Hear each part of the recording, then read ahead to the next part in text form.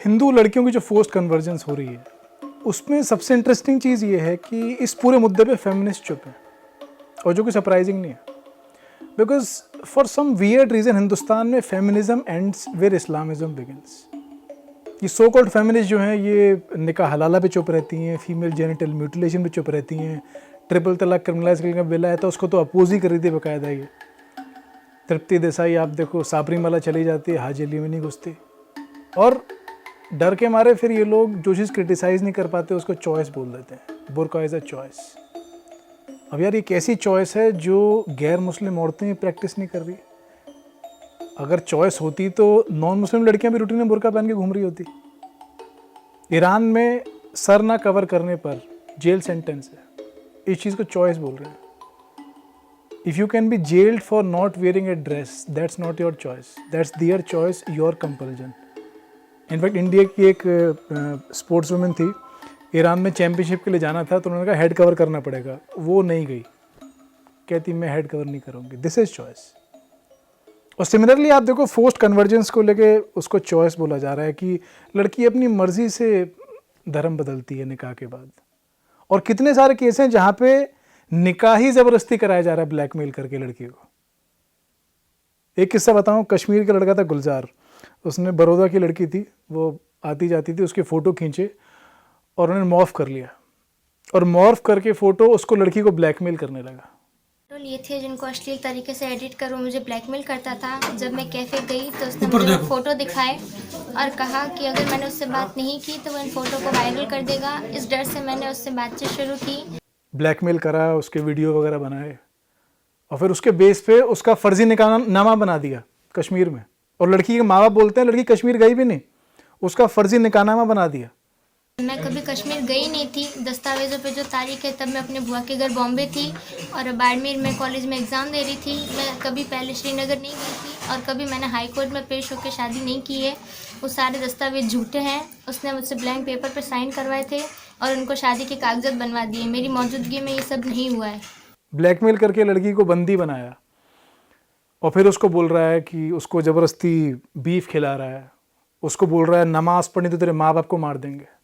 कहा कि तुम्हें गौ मांस खाना पड़ेगा, नमाज़ पढ़नी पड़ेगी, मुस्लिम में बन के रहना पड़ेगा। मैंने मना किया कि मैं मुस्लिम नहीं बनूंगी, गौ मांस नहीं खाऊंगी। तो उसने मेरे साथ मारपीट की और उसके भाई ने मुझे हाथ में गोलियों का डर दिखाया कि गोलियों का वज़न कितना भारी है, जब निकलती है तब धुआं बहुत बुरी तरह से निकलता है। और उसके भाई ने मुझसे एक वीडियो दिलवाया था जो उसके घर में 20 बार रीटेक लिया था उस वीडियो का, और मुझे कहा कि मैं उसके पक्ष में बोलूं, नहीं बोलूँगी तो मेरे घर वालों की जान को खतरा होगा।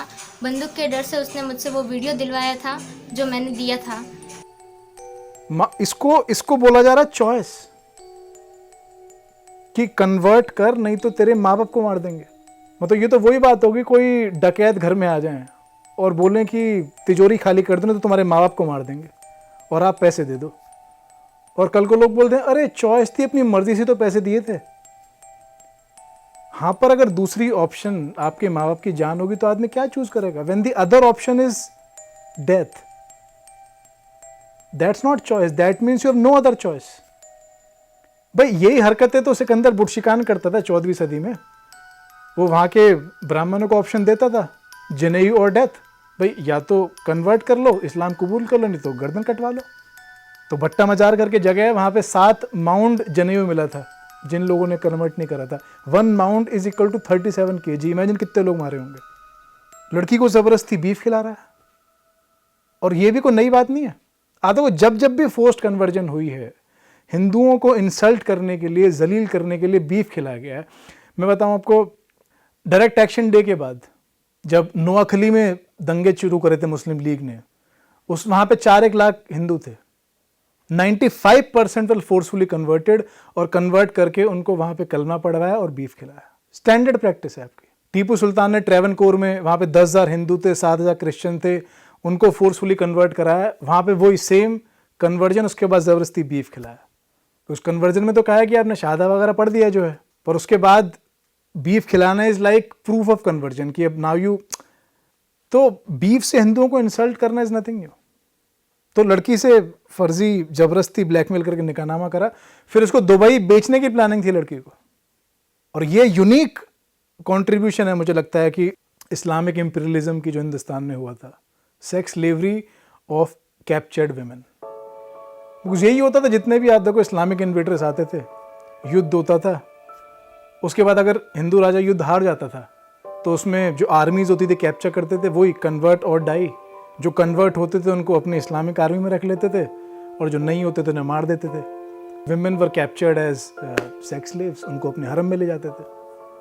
और कुछ आर्मी के लोगों को कास्ट्रेट कर दिया जाता था कैप्चर्ड आर्मी के, ताकि जो हरम बनाया है उसकी चौकीदारी के लिए कुछ लोग चाहिए होते थे। इनफैक्ट आप देखो, एक हसन निज़ामी है इस्लामिक स्कॉलर, वो बोलते हैं कि कुतुबुद्दीन ऐबक और मोहम्मद गौरी के टाइम पे तो इतने स्लेव्स थे, इतने कॉमन थे, एक एक दिरहम में आपको 5-5 हिंदू स्लेव्स मिल जाते थे। खिलजी के टाइम पे तो उसने प्राइस कैप ही लगा दी, रेट कार्ड पर एकाधा सेट कर दिए कि आपकी जो हिंदू लड़कियां हैं वो 20 से 40 टंका की मिलेंगी।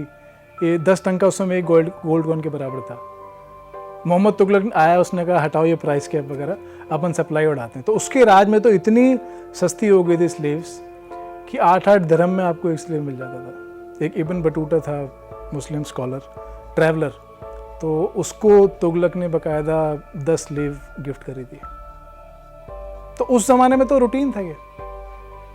और अब कश्मीर में इस्लामिक कैलिफेट बनाना चाह रहे हैं, शायद उनका यही मन हो यार, जो पुराने अच्छे दिन थे उनके वापस लाना चाह रहे हैं वो लोग। कुछ लोगों को लगता है अरे वो पुरानी बातें थी, आज नहीं हो रहा। आज हो रहा है। आप आईसिस ने जो टेरिटरीज कैप्चर करी हैं, वहाँ यही हो रहा है यज़दीज़ के साथ। यज़दियों की लड़कियों को they are sold in slave markets. اليوم سوق السرايا اليوم لازم ناخذ ليش؟ المسدس Shabbir Ali एक मॉडरेट इस्लामिक स्कॉलर है जो काफिर गैर मुसलमानी लड़कियों को सेक्स स्लेव्स उनके बनाने को जस्टिफाई कर रहा है, और आईसिस वाले एक्सट्रीमिस्ट हैं वो ये कर रहे हैं। The master has the right to have sexual relations with her as though she were one of his wives. And does consent play into this at all, or can we? The understanding is that by virtue of the fact that she's owned, she does not have the right to consent. Or to withhold herself from her master. The master has the full right over her. मतलब ऐसी ऐसी कहानियां हैं। एक लड़की ले गए ISIS वाले और मिली नहीं 5 साल तक। उसका भाई घूमता रहा, एक दिन वो मार्केट में घूम रहा था, स्लेव मार्केट में, उसको अपनी बहन दिखी और वहाँ से अपनी बहन को वो $30,000 दे खरीद के लाया। तो ये दुबई बेचने जा रहे हैं भाई। जो काम दिल्ली में होता था जब सल्तनत थी, अब कश्मीर में कैलिफेट आएगा तो यहीं करेंगे, जब तक वो नहीं हो रहा है तो दुबई जाना पड़ रहा है।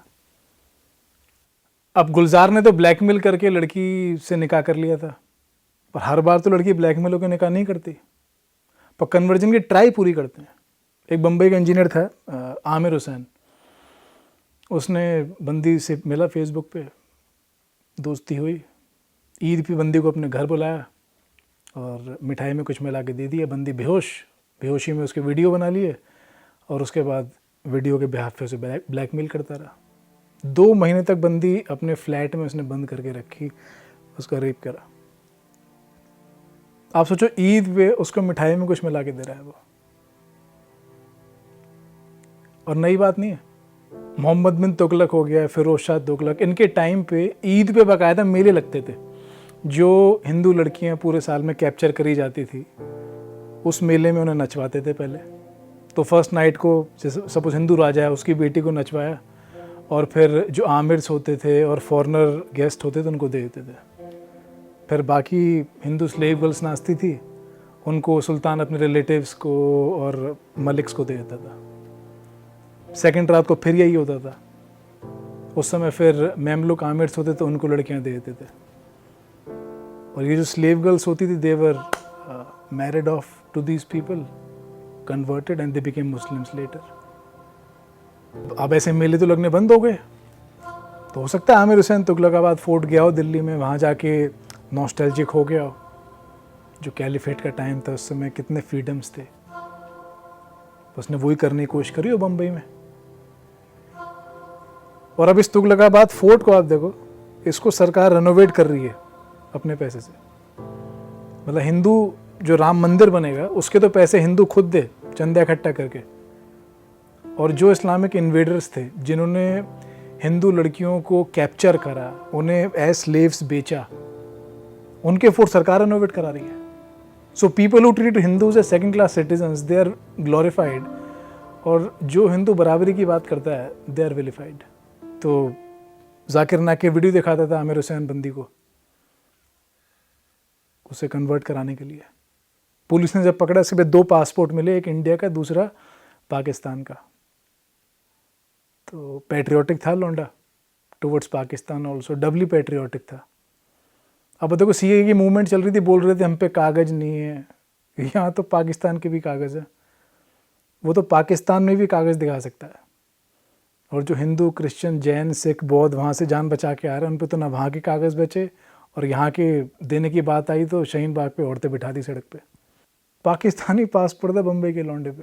तो काफ़ी बार लोग बोलते हैं ना कि यार 26/11 में जो आए थे समंदर से कसाब वगैरह, उनको लोकल हेल्प थी, तो ये देख के तो लगता है बिल्कुल होगी. आप थॉट प्रोसेस सोचो, रेप अपने आप में एक बहुत घटिया हरकत है. यहाँ पे लड़की का रेप करके उसको कन्वर्ट और कराना चाह रहे हैं. चलो शादी करो तो कन्वर्ट कराओ, रेप करो तो कन्वर्ट कराओ, किडनैप करो तो कन्वर्ट कराओ. मतलब हर जगह कन्वर्जन ही कन्वर्जन. और फिर लोग बोलते हैं कि लव जिहाद. मैंने कहा इसमें लव कहाँ है, तो जिहाद ही जिहाद है. इसमें डिबेट बचा ही कहाँ है. अभी अलीगढ़ में जाहिद ने एक हिंदू लड़की का रेप करा, और फिर बोलता है कि तू इस्लाम कबूल कर ले और नमाज पढ़, फिर मौलवी तुझे इसके लिए लाखों रुपए देगा. शायद इसलिए मनमोहन सिंह कहते थे कि particularly the Muslim minority, they must have the first claim on our resources. Resources मिले, जल्दी जल्दी कन्वर्ट कर पाए. सेकुलर थे. औरंगज़ेब ने 7 अप्रैल 1685 को फरमान निकाला था कि कोई हिंदू आदमी जो कन्वर्ट करता है उसे 4 रुपये दे दो, और हिंदू औरत करती है उसको 2 रुपये दे दो. उस समय कन्वर्ट करने के लिए पैसे दिए जाते थे, और जो लोग कन्वर्ट नहीं करते थे उन्हें टैक्स देना पड़ता था, जजिया टैक्स, औरंगज़ेब को अपना धर्म बचाने के लिए. और उस जजिया टैक्स को फिर जो कन्वर्ट करना चाहते उन्हें बांट दिया जाता था. नमाज पढ़ने के लिए बोल रहा था जाहिद, और मैंने कहा पढ़ लेनी चाहिए थी, बिकॉज आप देखो बॉलीवुड भी आजकल यही सिखा रहा है. कुछ होता है. फिल्म थी शाहरुख खान की, उसमें उसकी बेटी की मन्नत पूरी नहीं हो रही थी, तो फिर वो नमाज पढ़ने लग जाती है और उसकी मन्नत पूरी हो जाती है. बाप हिंदू, मतलब बाप का कैरेक्टर हिंदू, लड़की हिंदू, और उनकी मन्नत नमाज पढ़ के पूरी हो रही है. एक रविन्द्रनाथ टैगोर की कहानियों पे सीरीज़ बनी थी, काबुली वाला. तो उसमें काबुली वाला नहीं आता थोड़े दिन, तो लड़की उसकी याद में नमाज पढ़ने लग जाती है. और ये वाला किस्सा ओरिजिनल रविन्द्रनाथ टैगोर की स्टोरी में है ही नहीं. अनुराग बासु जो डायरेक्टर हैं वो या प्रोड्यूसर हैं वो सेकुलर थे, उन्होंने घुसा दिया. तो आप देखो किस तरह से यंग लड़कियों, यंग हिंदू लड़कियों के लिए ये सॉफ्ट कन्वर्जन का प्रोपोगेंडा जो है एंटरटेनमेंट के थ्रू इंस्टिल करा जा रहा है. और अब इसका कन्वर्जन देखो दूसरी साइड. सर्फ एक्सेल वाले जब होली का ऐड बनाते हैं तो उसमें एक होली का दिन है, मुस्लिम बच्चा जा रहा है, तो हिंदू लड़की उसको बचाती है कि यार इस पर कोई रंग ना लग जाए. कि रंग लग जाएगा तो पता नहीं क्या हो जाएगा. कि यहाँ तो हिंदू लड़के तो नमाज ही पढ़ रही हैं, पर उन पे रंग भी नहीं डाल सकते आप. उनके बिल्कुल शरिया कंप्लायंट ऐड बन रहे हैं. नमाज पढ़ कर आता हूँ. तो इस थॉट प्रोसेस को आप समझो, ये वैक्यूम में नहीं हो रहा है. और अलीगढ़ का किस्सा है, तो उसमें कोई सरप्राइजिंग बात नहीं है. अलीगढ़ में लड़की को फोर्सफुली कन्वर्ट, अलीगढ़ का तो खुद वो शहर खुद ही फोर्सफुली कन्वर्टेड है. उसका ओरिजिनल नाम कौल था. तो शिया कमांडर था नजफ खान, उसने 16वीं सदी में अटैक करा था, और कहते हैं इतने हिंदू मारे कि 3 टावर बनाए थे उनके स्कल से. और खुद बखानते हैं बकायदा. इतने मंदिर तोड़े थे उस समय कि आज भी आप देखो वहाँ पे खेतों की खुदाई में मूर्तियाँ निकलती हैं.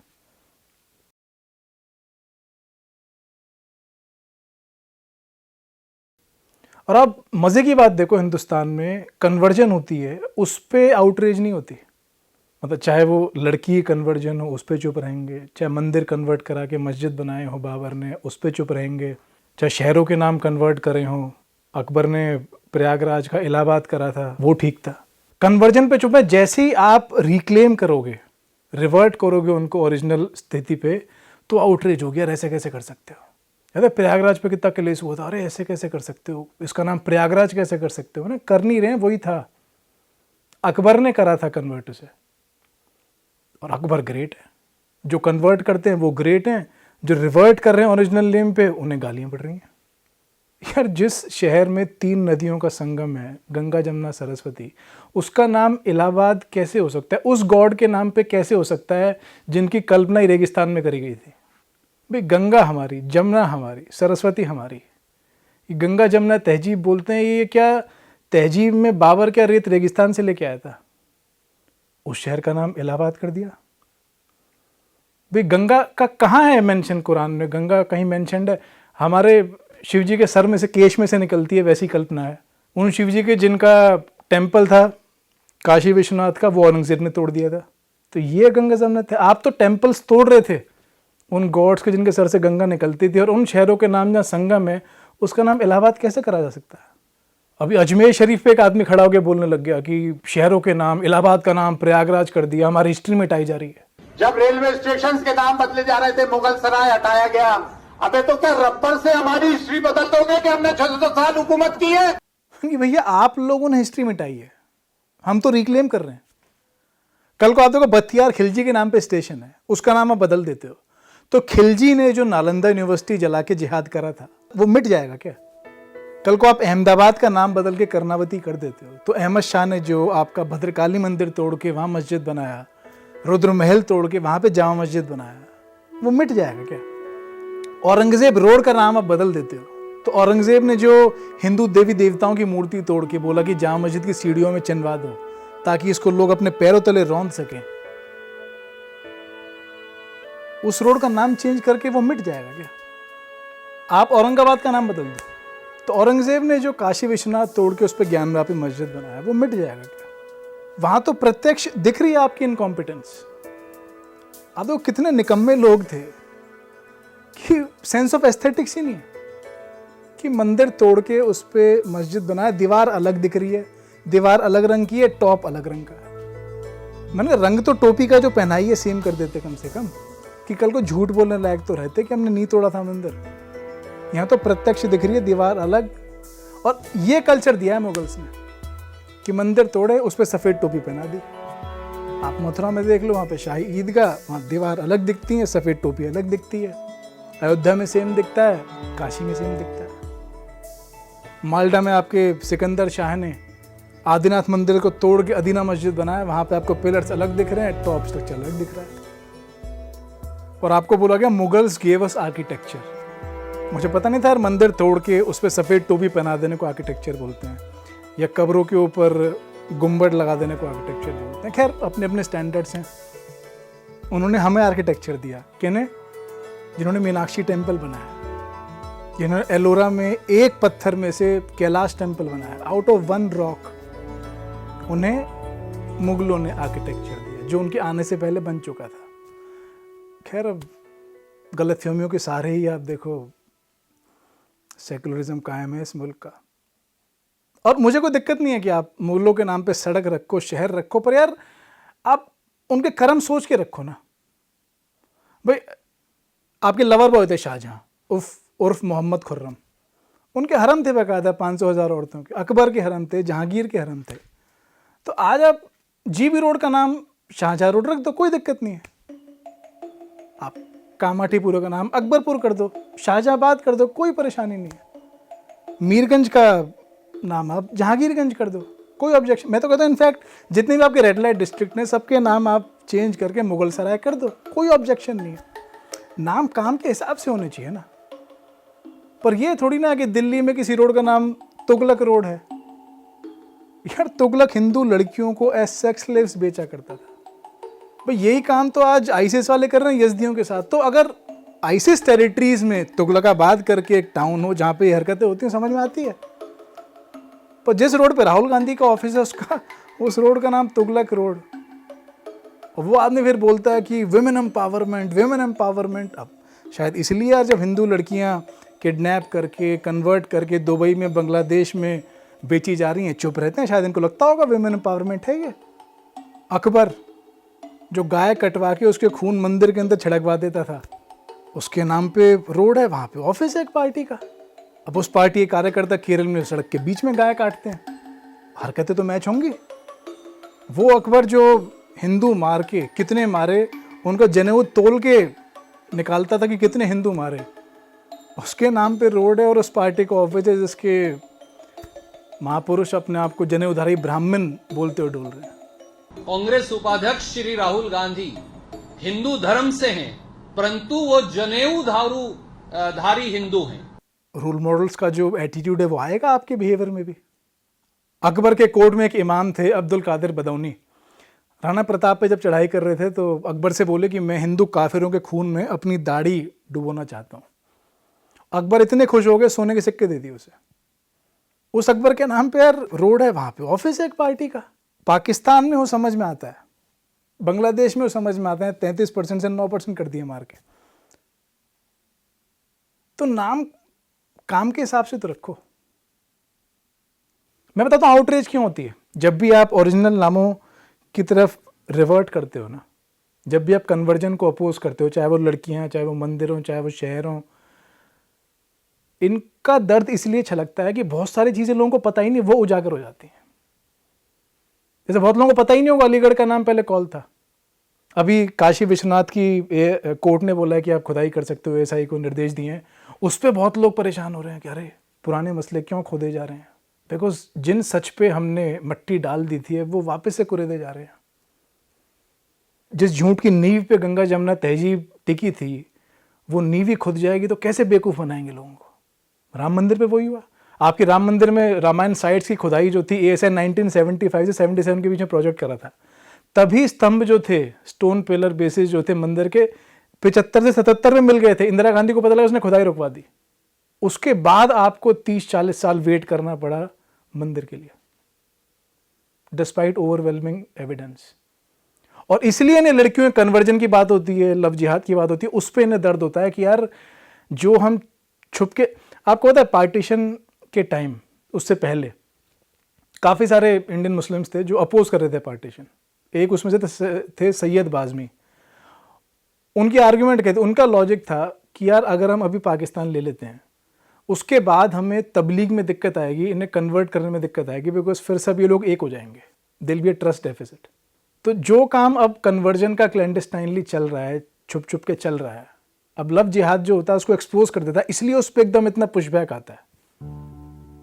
और अब गजब बात देखो कि जो लोग फोर्स्ड कन्वर्जन करते हैं, फोर्स्ड कन्वर्जन पे आउटरीच नहीं हो रही है, उस फोर्स्ड कन्वर्जन को कोई रोकने की बात कर रहा है उस पे हो रही है, या उसको रिवर्स कोई कर रहा है तो हो रही है। बाबर ने राम मंदिर तोड़ के उसके ऊपर मस्जिद बनाया, उस पे आउटरीच नहीं है। उस राम मंदिर को रिक्लेम किया जा रहा है, उस पे छाती पीट रहे हैं लोग।